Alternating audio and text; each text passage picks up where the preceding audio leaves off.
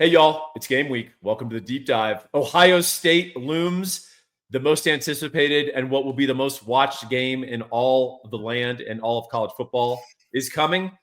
And we only got about 48 hours, Ian, until we see some awesome football up in Columbus at the Shoe between Texas and Ohio State. If you want the best conversation about this game, you got to join Inside Texas, baby. $1 gets you a free week. And you get a full year of access to The Athletic. Pretty good deal. As a bonus, your membership includes that complimentary year to The Athletic. Just want to make sure I hit that. I want to emphasize that extra bonus. And then Inside Texas is celebrating its 40th anniversary tour. 2 of those events have already occurred. I'm sorry if you missed them. The last one is at Little Woodrow's, Austin, Texas, on Thursday. Meet with all of your favorite Inside Texas personalities. Have a few drinks. And have some fellowship with your fellow Longhorns before the big game. And then finally, it's not too late. Get the 2025 Longhorn Football Prospectus. Every opponent, every position, every unit, every team that Texas plays, and every team in the SEC, even the ones we don't play. It is the most exhaustive preview that you can buy. It's written for the intelligent layperson. And the idea is that it'll make you the smartest person at your tailgate or in your living room when you're sitting and watching it with your wife. Buy Thinking Texas Football. All the links are in the description. Or your husband. Hey, wives buy the book and then become smarter than your husband. Actually, I know of several instances of this. In fact, I know a young lady who is the daughter of a coach who routinely schools people that she is around who are men. And it's always entertaining. Are you one of these guys? Do you have a certain nervous catchphrases when you're watching a big game? So here's one thing I'll do that I know is annoying. Any third down, I'll say, big third down.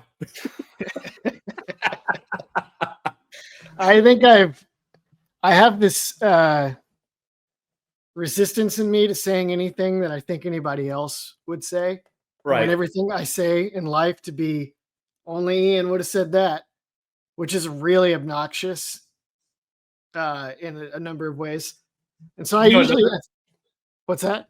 I was going to say, another thing that I've done when I only do this when I'm in person at a game attending, when we have a good run between the tackles, if it goes for 9, 11 yards, I'll turn to the person next to me and be like, statement run.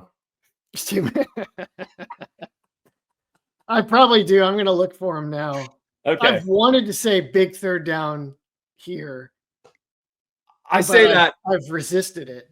Yeah, I've said that many times, and I immediately after it, I wince because I'm like, they're all big.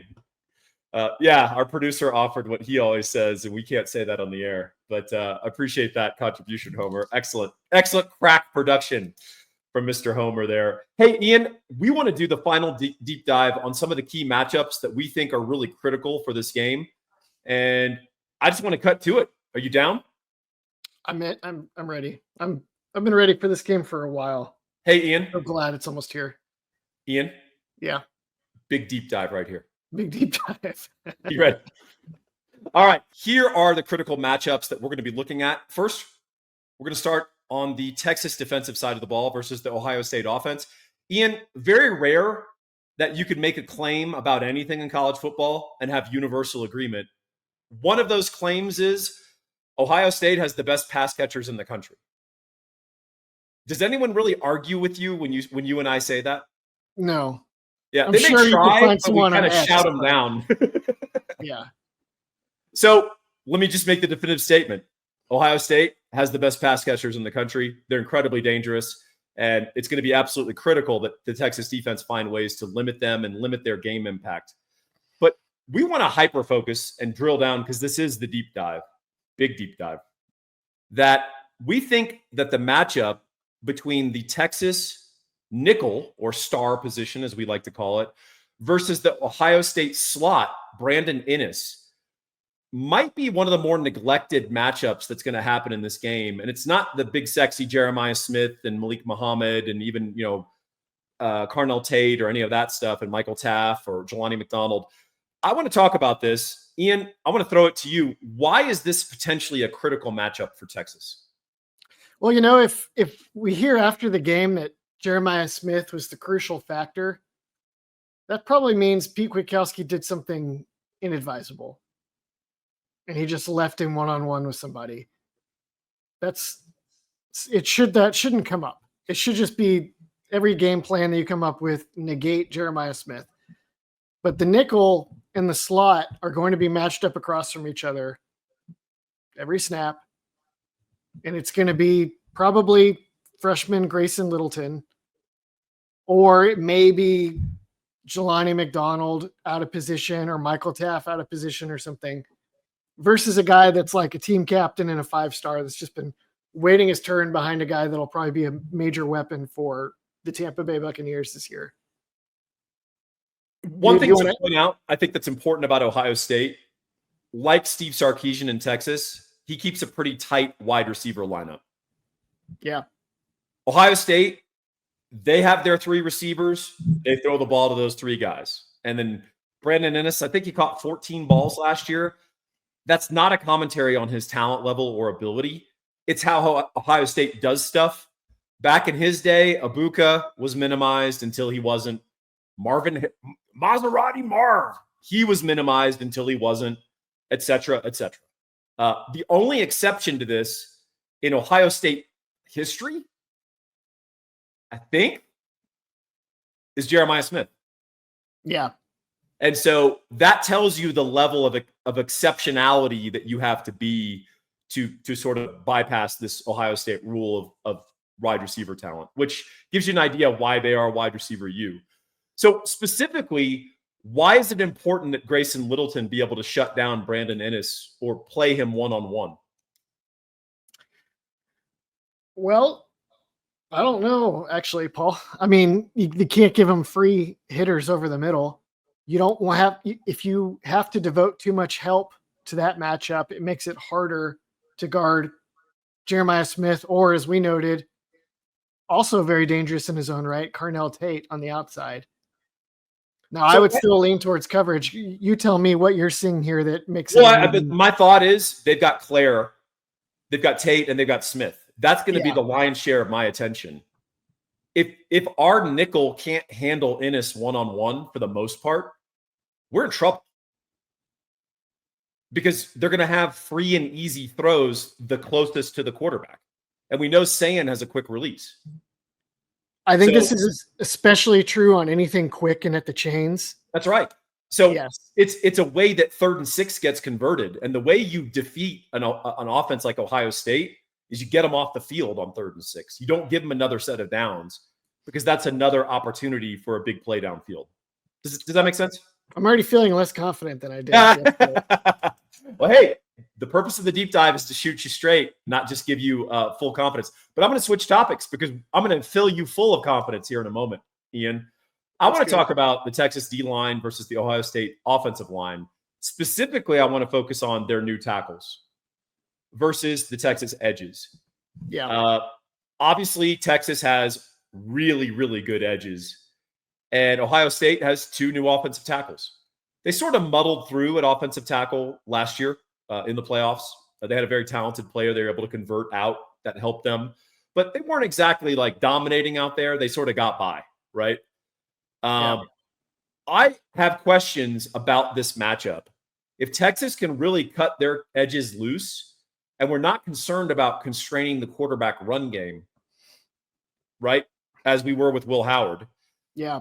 I'm wondering if there's a potential for these 2 guys to really have a tough day at the office on Saturday. They have to be able to, I mean, if Ennis is running wide open immediately off the line because they can't cover him, to your earlier point, not going to matter.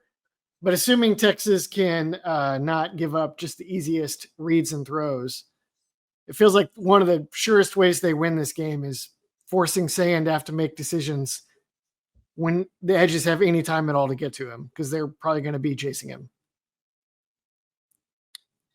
I was thinking about this game, and it's funny. You and I will come up with interesting things we see in an opponent, and we'll craft a boutique game plan that we think might be interesting. And then, of course, we've learned to stop doing that because PK just runs his stuff with maybe one modification, right? Yeah. For this game, my 2 starting edges would be Colin Simmons and Trey Moore.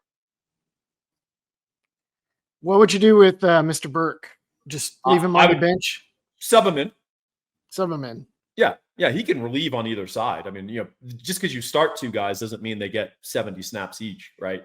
But you're going to sacrifice a little bit of run defense and see if you can bait meathead Ryan Day to come out, pounding his chest, threatening Lou Holtz. It's always been Ohio. Oh, tears, crying, whatever, all that stuff. Remember that period where all the Midwestern coaches were crying every time they were on camera and like making spectacles of themselves? Sharon Moore did the same thing. We don't look to the Midwest for this. We need you guys to be steady, solid, like normal people. Like, just don't do that. That's California stuff. All right. What do you think? I mean, to me, inviting Ohio State to run more is a good thing. Yeah, when you said that, like pre-show, I was like, Paul, they might run on that. And you're like, just let them run. And I was like, actually, that's great. Because then they're not throwing at Littleton. They're not trying to move Jeremiah Smith around to find holes in the whatever coverage they draw up. They're not taxing anything. It's just handoffs to a new cast of running backs that are probably good, but maybe not Henderson and Judkins good. I like it a lot. We won't see it, like you said. No, we won't. By the way, on 3rd and 6, our edges will play the run initially and then start their pass rush. Just to give you guys a heads up. Simmons won't. Simmons is like play the run on the way to the quarterback. Unless they've gotten that out of him. He takes when you're that gifted, you can break some rules and get away with it. He is very unsound at times, and he inflicts negative plays with completely backward approaches because he's just so panther quick. And tries his ass off, right? And he tries hard. Even if he's out of the play, he gets back in the play. There's no sulking. There's no like, arms thrown up. He just sprints back into the play and suddenly he's back in it. So do you have, I do think this is a critical matchup, especially if we can make Sayan hold the ball. Do you have any concern over the fact that like I did like a collage of all of Simmons' sacks last year, and they were almost all of them him blowing by a bad offensive tackle that couldn't get set in time. Do you have any concern at all that that Ohio State's guys will be able to set back enough to where he can't just easily blow by them, and then his impact will not be as great as you would think? Here's the thing. He was a true freshman last year. Right. His growth as a pass rusher should be extraordinary. Should be. And when you have that level of athleticism, there's a huge danger to setting too far back. Because if Simmons takes an inside move, you're not recovering. Right. And so with Julian Sayin, the appeal of that is that Will Howard could punish that inside move by rolling out, right? You've now given up your leverage as an edge, and now that tackle can seal you in, and Howard has a free field. He can run or he can throw the ball, right? I mean, Sayin is not a statue. I mean, we saw the spring game. He could move around a little in the pocket, but he's not going to outrun Colin Simmons around the edge if Colin Simmons makes an inside move on a guy who oversets. So my point is, as edges gain experience, they can punish anything you do. They make everything you do a wrong answer if you're like overcompensating. So you think Simmons is a lock to have just wildly grown in his skill? Yeah, I would think so. Yeah. I hope so. Yeah. I see no reason to doubt it, but we haven't seen it yet. So there's going to be so many questions that we bring up and we've already brought up in these deep dives. And ultimately you got to go play a game. Yep. And we'll find crazy out. This is the first game. It is crazy. And I think on the Ohio State side, they're saying the same thing. Like they'd rather have Akron, to start their season. And we'd rather have Sam Houston. But hey, it's all good, man. Let's go. One last thing on this matchup that we want to kind of do more of the finer points, because we've hit every other aspect.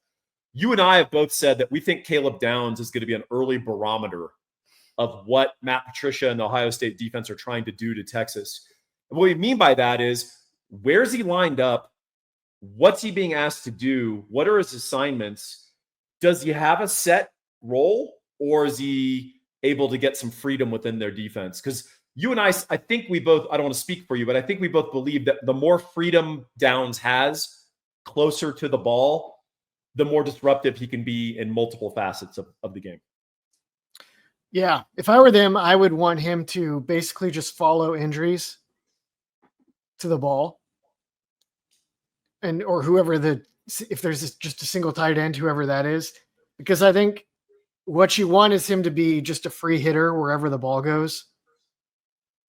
And I think if you track the tight end, that's actually likely to achieve that. That's pretty common for spread offenses. The tight end is usually the fulcrum piece that tells you what the play design is. Here's a counterpoint. Ohio State folks have mentioned quite a bit that Downs has been getting decent number of snaps at nickel. Yeah. And I think in my own research, and this was confirmed by Ohio State people, which made me feel better because I kind of came up with it independently watching. And then Ohio State people, when I broached it, were like, yeah, they don't like their nickel very much. They don't have a ton of confidence in that guy, Lorenzo Styles, the Notre Dame transfer. If he is a weak point against our guy, is Caleb Downs their fix? And if he is, I think that might be bad for them because now we know where he's going to line up and now we can scheme around it and we can run him out of coverage with our slot. If he's the guy, if Texas is in like a smaller grouping with DeAndre Moore in the slot and Downs is their answer, then I feel great about that. If it's only like a big nickel versus 12 personnel or just a change up, then I worry. And if they do that, honestly, Ian, he's probably there to blitz. Yeah. Right? Like that should be an indicator to Arch. Hey, man, Downs is right there. He's right real close to you for a reason. So I know. I just think that would be an indicator that they're going to teach Arch, I'm sure, going to the game. But here's an indicator that I know you're smart when it comes to personal finance and when it comes to organizing your life in the most important, efficient ways. Do you have Gabe Winslow as your mortgage guy? Yes, no. It's a simple binary answer. If yes, I know you're sharp and I know you can be taught because you've heard these great ads and you've gone and looked at Gabe's Google reviews, which are amazing and glowing. If you say no, you deserve what you get from Big Bank USA. Here's why you got to call Gabe. He is the best at what he does, over 20 years in an industry. He's absolutely fantastic. And here's a quick message for all of you already in a house and your rate is 6.5% or higher. Call Gabe and he will refinance you for free. What? What are you talking about? How is he going to be able to do that? Oh, there's a gimmick. No, there's no gimmick. He can do it because he's amazing at what he does. Give him a call. If you're over 6.5%, give him a call. He's going to refi you for free. You're going to have lower payments and you're going to knock out that house equity even faster and have a more manageable monthly payment. In addition, if you're just buying a house, this is the best guy you can go with. 832-557-1095. So we want to talk even more about the Texas offensive matchups with the Ohio State defense. We talked about Downs as a barometer for sort of understanding what they're trying to do. What's a way that we could possibly handle kind of anything they throw at us? What's a potential eraser that is hard for Ohio State to game plan for? The Arch Manning scramble. Go on. Usually it's the Arch throws bombs, but this is not something that has been a big part of the Texas offense. I mean, Casey Thompson brought it to some degree. I'd say that was the last time Texas had it. Sam Ehlinger to a greater degree. The ability of the quarterback to just, they're in man coverage and everything's covered and this defensive end is about to get me, but I see free yardage. Or Matt Patricia is trying to dial up all these NFL crazy blitzes that are super exotic and my guards are having trouble picking it up. But as a result of it, he's giving up lanes to run through. He's got nickels, linebackers trying to run to the other end of the field so that I won't know what coverage they're in. And now I'm just taking a leisurely stroll over to the chains for first down, hopefully getting down or out of bounds like Archie tells him. That I think could be the game, more or less. You know what struck me in week 0 and it's always useful to be reminded, especially early in the season, but also just the imperfections of the college game in general. Yeah. The quarterbacks who could improv had a huge advantage in week 0. Oh, yeah. And I don't just mean athleticism, because if you watch Kansas State, Iowa State, Avery Johnson is a better athlete than Rocco Becht. Yeah. But Rocco Becht was much better in improv and saving and salvaging a broken play than Avery Johnson. In fact, Avery Johnson really hurt Kansas State, not understanding game context or what he could do and what he couldn't do at some critical moments. Whereas Becht kind of single-handedly won the game for Iowa State. Becht had like several running conversions. Yes. And by the way, his post-game stats were not good. Yeah. But if you watch the game, it's kind of like the Sam Levitt against us. If you actually watched the game and understood what was happening, you're like, Becht just salvaged this whole offensive game plan. And then from that, they actually had to shift their defense. And then Iowa State was actually able to run the ball in the second half, just handed it off. So Arch Manning and his legs are part of it. It's also your intuitive ability to process quickly. And our hope is that Arch, who seems to be sort of gifted at that naturally, but also has a little experience, we're hoping that's a little more developed right now early than it is in Julian Sayin, who might be having lots of conflicting information coming at him really fast with a ton of pressure in front of, 102,000 crazy Buckeyes. The experience point is huge because Arch has had Sark in his ear all week for a game. Yep. And then played the game. Yes. And had seen what goes right and what goes wrong and what it's like to try to execute all those instructions. And gotten his ass chewed. Yes. He's not had a game like this, although he's appeared in games like this, but he's at least had games where he was responsible for the game plan going in. Yeah, that's a really big one. I really don't know even what to make of Julian Sayin in that regard. I don't know if Ohio State really knows either. I know he's got a great release. He throws beautiful balls, and I know he was a 5-star recruit, probably for a reason. He's the starter at Ohio State for a reason. They don't start a lot of scrubs at quarterback. So he has a little bit of that Quinn Ewers deal where he'll flick the ball and you see it and you're like, that's going to be just a duck. And then you're shocked at where it gets to on the field and at what velocity. Agreed. I would say, unlike Ewers, he's always in a position to throw the ball. Yeah. His mechanics are tight, whereas Ewers would begin a lot of his throws from his hip. Yes. And he was kind of reckless with the ball. So I want to drill down a little bit more on something that we foreshadowed with Caleb Downs as a barometer and indicator of what they're trying to do on D, because it has to do with nickel. And we talked about the fact that Ohio State fans broadly are kind of unsure about their nickel as well in Lorenzo Styles. He was a former Notre Dame wide receiver, transfer, came to Ohio State. We've read some media stuff where he's said, sort of intimated, like, I'm comfortable in man coverage, but maybe not a lot of else. Or I don't know. It was kind of an interesting thing he said. And just, I know I watched his tape from last year and he didn't look great playing nickel in an otherwise really good Ohio State secondary. So we have DeAndre Moore coming in. We're hoping he has a big year, a breakout potential contract year. Why would that particular matchup be really important for Texas and for Arch Manning?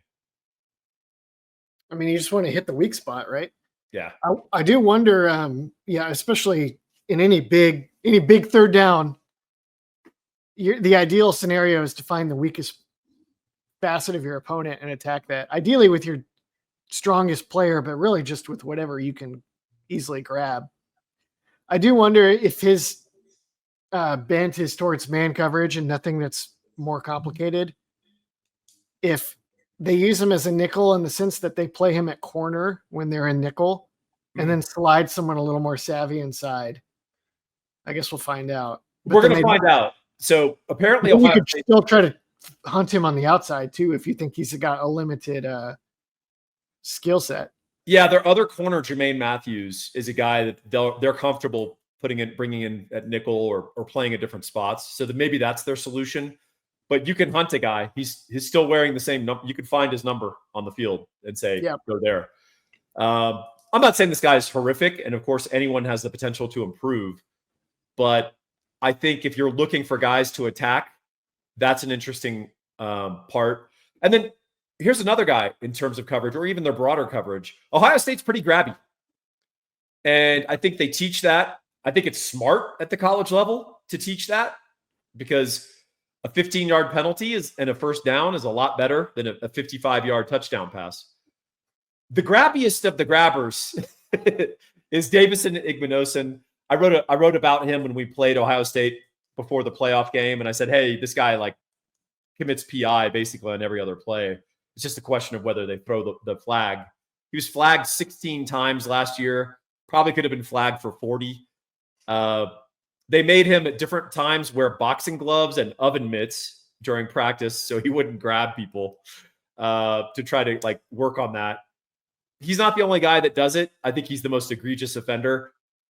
Is officiating going to play a role in this game? And I don't mean in the sense of like the officials stole the game. I just mean officials decide how they're going to call a game. And the way they call it can have an effect on how you play defense or on the efficacy of your offense. So do you think that is something that we need to watch and sort of look at early? Yeah. And that also, it may not play both ways. Because if Texas has a very zone heavy defensive game plan, which we probably both anticipate, then you're not going to have as many opportunities to get rough with receivers and knock them off course or grab or pull. And so, Texas would rather a very cleanly officiated game, even though you would think that just frees up Jeremiah Smith to run circles on Texas. But I don't think Texas's game plan for Jeremiah Smith is going to be, we're going to get up in his business and challenge him that way. My instinct would not be to like, hey, one of you guys is going to shut down Jeremiah Smith. We're putting it on you. We're going to put you on an island. Let's see how good he is. I don't think that's a great game plan. I think we may get there with Akina in time, but probably not. I think he knows not to do that yet with the roster as it is currently. Knock on wood. Hey, one thing that we probably also would want in this game is a strange weather system to move into Columbus where the temperature is like 100 degrees and all of our guys will be like, oh, another day in August. And Ohio State's players will be like, oh, God. And the reason we say that is we have questions about Ohio State's interior defensive line depth. Yeah. Can you expound upon that a little bit, Ian? They have two guys. Whenever you hear their write-ups, it's like this nose tackle, Caden McDonald, we think is going to be a really good player. Yep. This converted end, Edric Houston, actually, we have high hopes for him too. But they do the like, you guys all know how explosive Edric Houston is. Like that, that kind of thing. And so that kind of gives you an indicator of like, hey, this is a twitchy guy that they bulked up from edge. He's going to play that 3 technique and try to penetrate, right? We've seen guys like that be amazing. Lamar Houston immediately comes to mind. Yes. He sprained his knee in camp. He should be good to go, but that's already a question mark. And then whenever they describe, what kind of things are you hearing, Paul, when they start getting into the second and third team guys? They do the dreaded will provide depth. Yeah. Right. Like Will Smith, son of former blah, blah, blah, great, will provide depth. And we have high hopes, like that stuff I've written before. And I know it's a good indicator of the writers saying, we don't have any idea. Like, we think he's okay, but they don't have any live bullets. And there's a reason Ohio State tried to go get a defensive tackle. I mean, Ryan Day said in a post-spring presser, we need to go get a defensive tackle in the portal. And I also watched that spring game, Ian. I don't know if you noticed. Yeah, their second and third team defensive tackles not only struggled, I mean, I can show you multiple plays where guys got pancaked. Yeah, they were on skates. It was not good. Yeah, there's some question now also because they feel pretty good about their run game. And there's some talk that's like, hey, we're going to go in there and I think we could just run the ball in Texas. Texas the hot weather would benefit Texas because it would just expose Ohio State's depth. You can't play your 320-pound nose tackle 60 snaps in Austin when it's 95 degrees and expect good results. Maybe they can get away with that now. But Texas is going to be very hard for them to run against with just the wave of enormous bodies they can throw out there. Yeah. And you wonder if they have some false confidence because they have not. They think their first team tackles are pretty good, but they don't know. The second and third are so bad. It's like, are they just the tallest midgets, or is this actually a strong unit? Well, and what's conflicting though is Ohio State fans would say, "Hey, Hero Canoe wasn't making a dent in our depth chart." Yeah, and then he transferred to you guys, and you guys are saying he's like really impressive, or at least you're hearing good offseason reports about his explosiveness and his athleticism. So either the light turned on for a guy who hasn't played a lot of football, which everybody knows. He came to football very late in Germany, right? Yeah. Or maybe we're a little out ahead of our skis.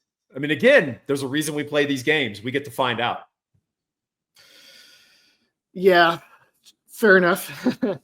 I thought he was. That said, the difference is that Texas has other options. And we know Murad Watson, yes, is a proven player. We know Cole Brevard from Purdue, another coveted Purdue player in the portal. They went 1-11, but we know he's solid. I mean, we've seen Cole Brevard log snaps against other quality Big Ten teams, and he wasn't the problem for Purdue, right? You're right. We've seen Travis Shaw when he's healthy. A lot of people don't know he got his knee scoped and cleaned up in the offseason, and that's why he was on the limited pitch count. Apparently, yeah, this is a new Travis Shaw, apparently. So the point is, if a guy disappoints, we can pull him and throw someone else in.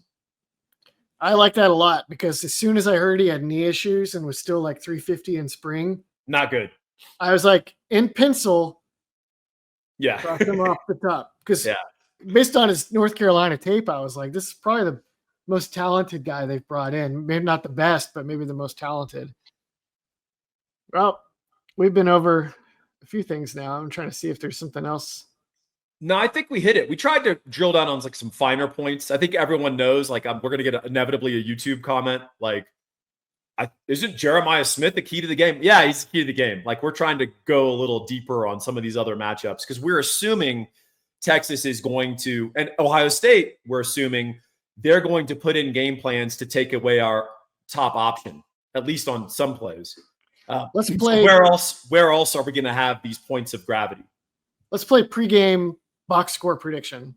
Uh-oh. Not the final score, but what do you want to see in the box score after the game that said, like, your theory of the case for how Texas wins this game bore out? Well, this isn't reflected well in the box score, but if Arch Manning has 10 runs and 9 of them were called runs or scrambles, I feel good. If Arch Manning has 10 runs for negative 19 yards and 5 of them were sacks, right, I don't feel great. It's possible he threw for 350. I mean, who knows? But I also say on the Ohio State side,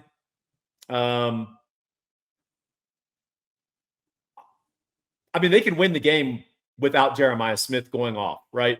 Yeah. I'd be very curious to just see how many turnovers Julian Sayin has. And I don't just mean picks. I mean, sack fumbles, stuff like that. He tries to scramble and doesn't take care of the ball, and someone strips him from behind while he's running. If it's 2 or more, I got to think we're in good shape. Yeah. You know, this is to revisit your earlier example. If you look at the box score, it looks like Avery Johnson outplayed Rocco Becht. Yes. And it's just that in every big moment, Becht delivered and Johnson did not. So he ran for more yards because he's really fast. I think they had the same number of turnovers. Many such cases. In fact, I'm writing an article right now about how would we gauge rushing efficacy against Ohio State and against any good opponent. And it's not, we must run for 150 yards or more, like the traditional talking head stat of When Texas runs for more than 225 yards, they're 800 wins and 3 losses in their history. Yeah. And you're like, and then everyone goes, we got to run it 60 times to get to 220. That's right. As long as you get that benchmark, and it's a little more subtle. Wet streets don't cause rain. You gotta make sure that you're lining up the proper causalities. So my question is dumb and no. I would say that there are things deeper in the box score. So I'll give you an example. I recommended Western Kentucky over Sam Houston State in the preseason based on my research. I was like, Western Kentucky's going to beat them. They're going to cover the spread. They're going to score a bunch of points. They beat Sam Houston 41-24. Sam Houston had a bunch of explosives. They had a bunch of yards. They were 2 of 17 on money downs. So there's a lot going on in the box score, but once you see that, you knew the game result. You didn't have to look at anything else. Yep. So that's the one thing that we do the deep dive for, is we're trying to get people to look a little deeper at some of the things that really do matter and are critical in winning football games. So, Ian, unless you have any parting thoughts, I think we'll say goodbye to the people. Big money down coming up. Big money down coming. Big game. Hey, Ian, Saturday. Big game. Big game. Yeah. See y'all.